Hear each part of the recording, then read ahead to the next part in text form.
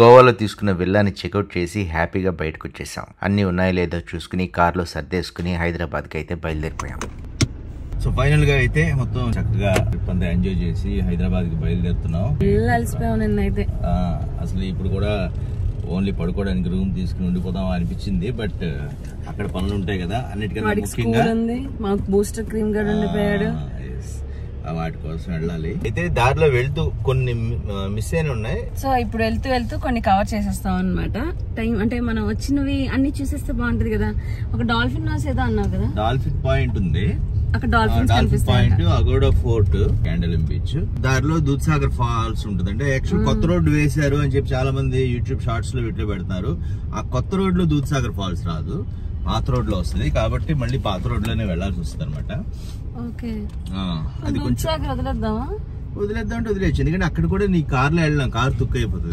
Trekking లో వెళ్ళాలి. ఏం ప్రపంచం దూద్సాగర్ మానేద్దా? అప్పుడు దూద్సాగర్ వదిలేస్తే డాల్ఫిన్ పాయింట్ చూసుకుని కొత్త రోడ్ లో వెళ్ళిపోవడం. లే ఒక 30 minutes తేడా దానికి దీనికి. కానీ రోడ్ బాగుంటది అన్నారు కదా. కొత్త రోడ్ బాగుంటది అన్నారు, మరి మనకి తెలియదు. చూద్దాం, ఈ రోడ్ ట్రై చేద్దాం. ఆ రోడ్ లో వచ్చాం కాబట్టి. ఇంకెక్కడ షాపింగ్ ఆపట్లేదు సుష్మా, ఉందే చెప్తున్నాను. అయిపోయింది కదా షాపింగ్. నేను షాపింగ్ అంటే గుర్తొచ్చింది, రవి గారికి మా ముగ్గురికి కాంబో తీసుకున్నా కదా. అయితే నాకు నిక్కర్ ఇవ్వలే. ఎలాగో నేను వేయను అనుకోండి, కాకపోతే నిక్కర్ మర్చిపోయారు పాపం. అంటే ఇచ్చుంటే నాకు ఈ నిక్కర్ జరిగిపోతే అది కూడా వేసుకునేవాడిని, ఇవ్వలేదు. ఓకే వెళ్దాం. మార్నింగ్ 11 గంటలకు బయలుదేరాం మేము. ఫస్ట్ అయితే క్యాండలిం బీచ్ వైపు బయలుదేరాం. ఎందుకంటే మేము బాగా క్యాలాంగుట్, సింక్వేరియం చూసాం కానీ మధ్యలో ఉన్న క్యాండలిం బీచ్ చూడలేదు. కాబట్టి క్యాండలిం బీచ్ వైపు వెళ్దామని డిసైడ్ అయ్యాం. క్యాండలిం బీచ్ కూడా చాలా మంది ఫారినర్స్ కి ఇష్టమైన ప్లేస్. అండ్ మేమైతే షాపింగ్ చేయట్లేదు, కానీ షాపింగ్ ఇష్టమైన వాళ్ళకి ఇక్కడైతే చాలా షాపింగ్ అవైలబుల్ గా ఉంది. గోవా నేను వచ్చినప్పుడు ఫస్ట్ చూసిన బీచ్ ఇదే. అయితే ఇప్పుడు వెళ్ళి వేస్ట్ కదా, టైం వేస్ట్. జస్ట్ చూద్దాం అంతే, వెళ్ళిపోదాం. బాగుంటది యాక్చువల్లీ బీచ్, నాకు నచ్చింది. బీచ్ నీట్ గా ఉంటది. క్యాండలిం బీచ్ సరౌండింగ్ ఏరియా గానీ, క్యాండలిం బీచ్ కి ఎంటర్ అయ్యే దగ్గర పార్కింగ్ గానీ చాలా పెద్దగా అండ్ నీట్ గా కూడా ఉంది. నేనైతే Sushma and Prabhanjan beach entrance దగ్గర డ్రాప్ చేసి పార్కింగ్ లో కార్ పెట్టడానికి వెళ్ళిపోయాను. బాగా అండ్ క్యాలాంగుట్ లాగే ఇక్కడ కూడా పార్కింగ్ నుంచి బీచ్ వరకు కొంచెం దూరం అయితే ఉంటుంది, నడవాల్సి ఉంటుంది.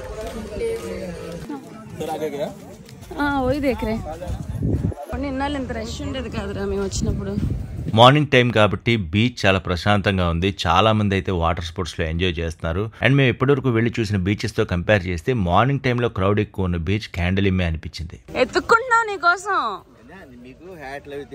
అందరి క్యాప్లు నువ్వు వేసుకో అంటే కదా వాడికి. ఇప్పుడు ఈ టైంలో డాల్ఫిన్స్ బాగా కనిపిస్తాయంట. ఎక్కడ? ఇప్పుడు తీసుకెళ్తారు ఇక్కడ నుంచి. వాళ్ళు బయట 4 అన్నారు. 4,000 కాదు, ఏం కాదు, ఎక్కువ చెప్తున్నా అన్నారు. అంటే 3,000 ఇక్కడ రేట్.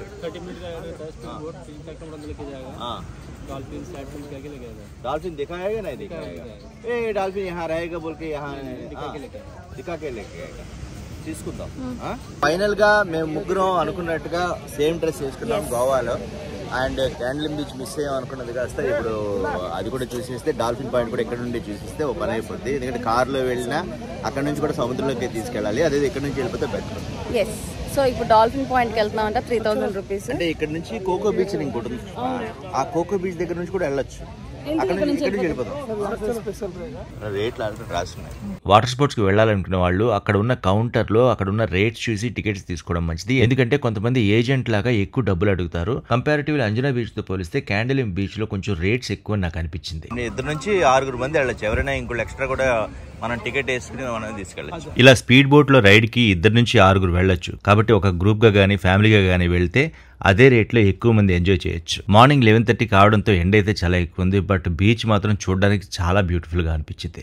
కాలు అయితే బీభత్సంగా కాలుతున్నాయి. ఇక్కడ కొంచెం వాటర్ ఉన్న దగ్గరికి అయితే పర్లేదు, కానీ అటు శాండ్ లోకి వెళ్తే మాత్రం కాలుతున్నాయి. వచ్చారు లైఫ్ జాకెట్ వేసుకోవాలంట. భయపడక్కర్లేదురా, వేవ్స్ ఉండవంట ఈ టైంలో. వేవ్స్ ఉండవంట, అందుకే డాల్ఫిన్స్ కూడా ఈ టైంలోనే కనిపిస్తాయి. అవును, మధ్యాహ్నాలు కనిపిస్తాయి. తర్వాత ఇంకా కనిపించు ఎర్లీ మార్నింగ్స్ 11 తర్వాతే. అవునా? 11 తర్వాత ఒక 2 లోపు. ఆల్రెడీ ముందు రోజు వాటర్ స్పోర్ట్స్ లో బాగా ఎంజాయ్ చేశాం కాబట్టి అంతకన్నా పెద్దగా ఏముంటుందిలే అని ప్రభంజన్ అనుకున్నాడు. కానీ వెళ్ళకపోతే చాలా మిస్ అయ్యేవాళ్ళం అని తర్వాత అర్థమైంది. అండ్ వాటర్ లో పెద్దగా తడవంలే అనుకుని నేనైతే మొబైల్స్ అండ్ క్యాష్ అనేది కౌంటర్ లో ఇవ్వకుండా వేరే వాళ్ళ దగ్గర కవర్ అడిగి అందులో పెట్టుకుని వచ్చాను. అలా కవర్ తీసుకురావడం చాలా మంచిదైందని చివరిలో అర్థమైంది. బట్ ఎవరైనా సరే వాటర్ స్పోర్ట్స్ కి వెళ్తే మాత్రం కౌంటర్ లోనే అన్ని ఎక్విప్మెంట్స్ పెట్టడం అయితే మంచిది. తీసేయండి, చేత్తో పట్టుకోండి, కలతాలు జాగ్రత్త రాయ్. మనం ఇప్పుడు డాల్ఫిన్స్ చూడబోతున్నాం. ఎలా ఉంటాయో తెలీదు, ఒకవేళ లేకపోయినా గ్రాఫిక్ లో వేసుకుందాం. వేవ్స్ తక్కువ మేము వెళ్ళింది స్పీడ్ బోట్ లో కాబట్టి వాటర్ మా మీద పడుతూనే ఉంది. అండ్ ఒక పక్కన ఆనందంగా ఉన్నా, ఇంకో పక్క రిస్క్ గా కూడా అనిపించింది.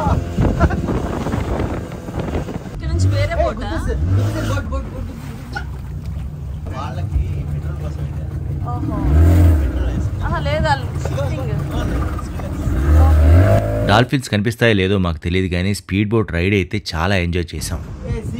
చుట్టూ నీళ్లు, మధ్యలో కనిపించే సీగల్స్, బోటు వేగానికి మా మీద పడే నీటి తుంపర్లు, ఇవన్నీ మాటల్లో చెప్పే కంటే ఎక్స్పీరియన్స్ చేస్తేనే చాలా బాగుంటుంది.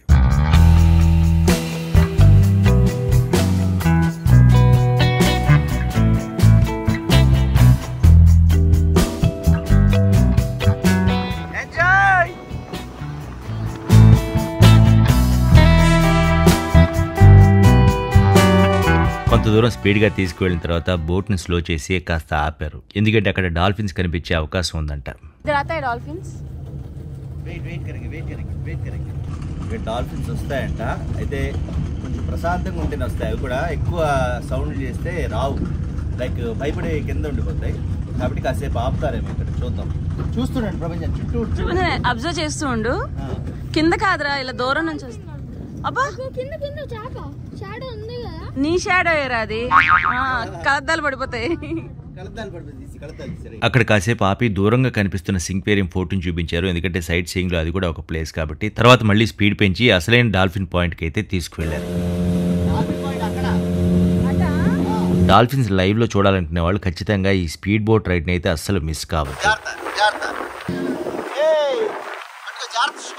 తనకు స్విమ్మింగ్ వచ్చిన ధైర్యంతో సుష్మా అయితే వెంటనే నిలబడింది. కానీ ఇదైతే సజెస్టబుల్ కాదు, ఎందుకంటే అంత స్పీడ్ లో మనం పడిపోయే ప్రమాదం ఉంది. బట్ లైఫ్ జాకెట్ ఉంది కాబట్టి ఏమీ పర్వాలేదు. బోట్ రైడ్ లో మనకి డిఫరెంట్ ప్లేసెస్ కూడా దూరం నుండి చూపిస్తారు. అది అగోడా ఫోర్ట్. పైన వైట్ గా కనిపిస్తుంది కదా పైన.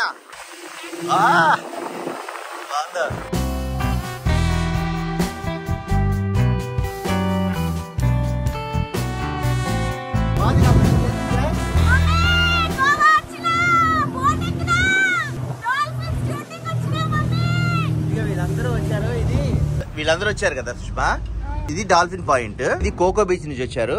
కోకో బీచ్ దగ్గర షేరింగ్ ఉంటాయంట, ఇలాగా అంటే ఎక్కువ మందితో కలిసి రావాలి ఇలా. ఇది వీళ్ళందరూ అలాగే షేరింగ్ వచ్చిన వాళ్ళు. అవును, డాల్ఫిన్స్ కోసం చూస్తున్నారు.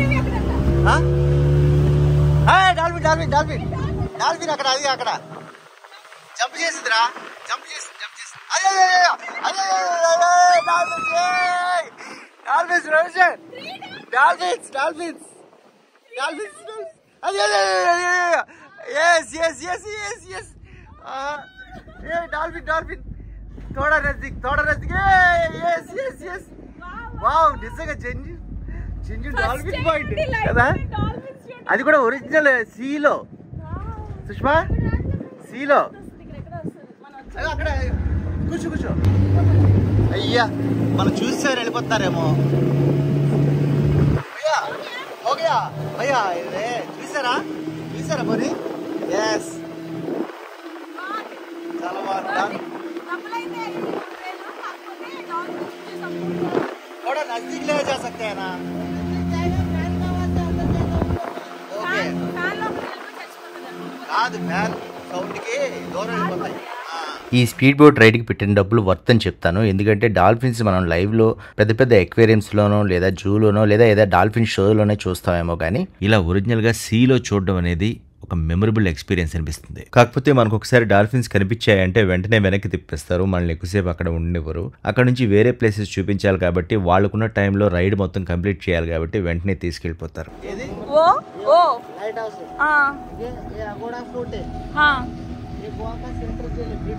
సెంటర్ జైలా? ఓకే इसको म्यूजियम बना दिया, अभी आप लोग जाके घूम सकते हैं। గోవా మ్యూజియం అంటే ఇదా? మనం అందుకే గోవా మ్యూజియం బోర్డులు చూసాం అక్కడ అగోడాకి వెళ్తాం. అవును. इसमें म्यूजियम में क्या रहता है? इसमें पुराना काल का जैसा जेल वगैरह, ओके, जेल वगैरह सब अंदर है। వెళ్దామా? వద్దులే. वो बाई रोड गाड़ी लेके जाएगा। हाँ बाई रोड। तो इससे आपका डॉल्फिन साइड सीन हो गया, ठीक है? डॉल्फिन साइड सीइंग और एक बार सो दे दूंगा मैं आपको। और एक बार डॉल्फिन। हाँ Please. థ్యాంక్ యూ భయ్యా. గోవా మ్యూజియం, ఫోర్ట్ అగోడా ఇవన్నీ దూరం నుండి చూపించినా సరే డాల్ఫిన్స్ ఇంకా దగ్గరగా చూడలేదు అనే బాధ అయితే మాకు ఉండిపోయింది. ఇంకొంచెంసేపు చూస్తే బాగుండు అనిపించి అతను రిక్వెస్ట్ చేశాం. ఒక 500 ఎక్కువ ఇస్తాం అనేసరికి అతను తీసుకువెళ్ళడానికి కూడా ఒప్పుకున్నారు.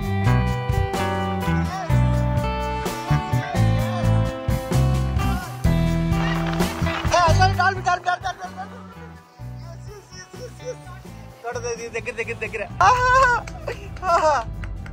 भैया एक मिनट रहो ऐसे ही रहो। సెకండ్ టైం వెళ్ళినప్పుడు కూడా మూడే కనిపించినా చాలా దగ్గరగా కనిపించాయి అండ్ క్లియర్ గా కనిపించాయి. ఆ ఎక్స్పీరియన్స్ అయితే వండర్ఫుల్ అని చెప్పొచ్చు.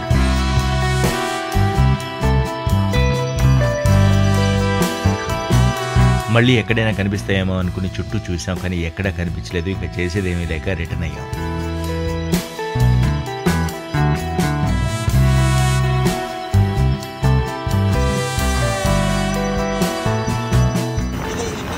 వాళ్ళం కదా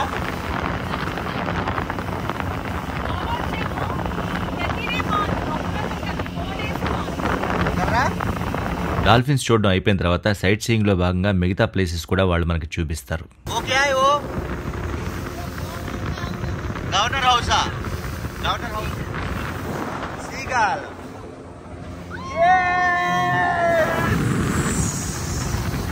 సింగం పంజిమ్ ఓ క్యాజినో ఓకే క్యాజినో వగైరా అటు క్రూజ్ ఉంది కదా అవి క్రూజెస్ ఉన్నవన్నీ క్యాసినోస్.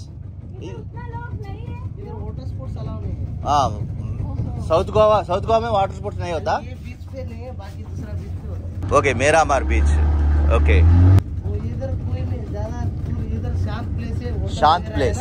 ఈ స్పీడ్ బోట్ రైడ్ లో 5-6 ప్లేసెస్ చూపిస్తాం, డాల్ఫిన్ పాయింట్ కి తీసుకువెళ్తాం అని చెప్తారు. దాని ప్రకారమే డాల్ఫిన్ పాయింట్ మాత్రమే కాకుండా fort Aguada, Miramar beach, Panjim, south Goa, governor house ఇవన్నీ కూడా దూరం నుండి చూపిస్తారు. సౌత్ గోవా దగ్గర వరకు తీసుకువెళ్తాము, ఇంకో 2000 ఇవ్వండి 3000 ఇవ్వండి అని కూడా అడుగుతారు. ఎవరికైనా ఎక్కువ టైం ఉంది, ఎక్కువ తిరగాలి, సౌత్ గోవా దగ్గర వరకు వెళ్ళాలి అనుకుంటే ఆ ఎక్కువ డబ్బులు ఇచ్చి ఇంకా స్పీడ్ బోట్ రైడ్ ని ఎంజాయ్ చేయొచ్చు.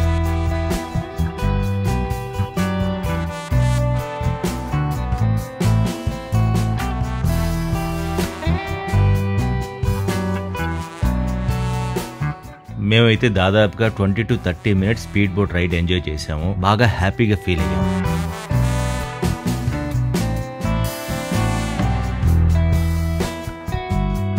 కలర్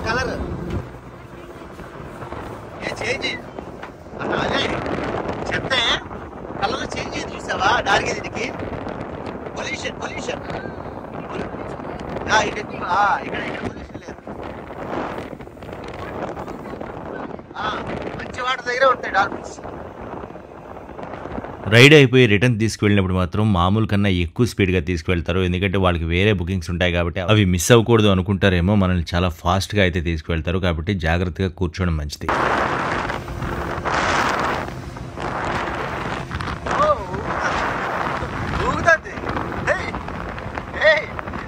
చుట్టూ లోతైన సముద్రం, పైన నీలాకాశం, దూరంగా కనిపించే కొండలు, కోటలు, అక్కడక్కడ కనిపించే రంగురంగుల పారాషూట్లు, కంటికి అందంగా కనిపించే అన్నీ చూస్తూ వేగంగా గాలిని చీల్చుకుంటూ ముందుకు వెళ్తూ గెలవలేమని తెలిసిన సముద్రపు నీటి ఫోర్స్ తో పోటీ పడుతూ లైఫ్ లో మర్చిపోలేని ఒక మెమరబుల్ ఎక్స్పీరియన్స్ ని సొంతం చేసుకుని బీచ్ ఒడ్డు వైపు అయితే బయలుదేరాం.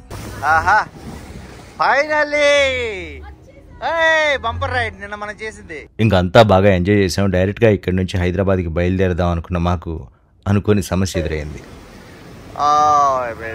Thank you Pakado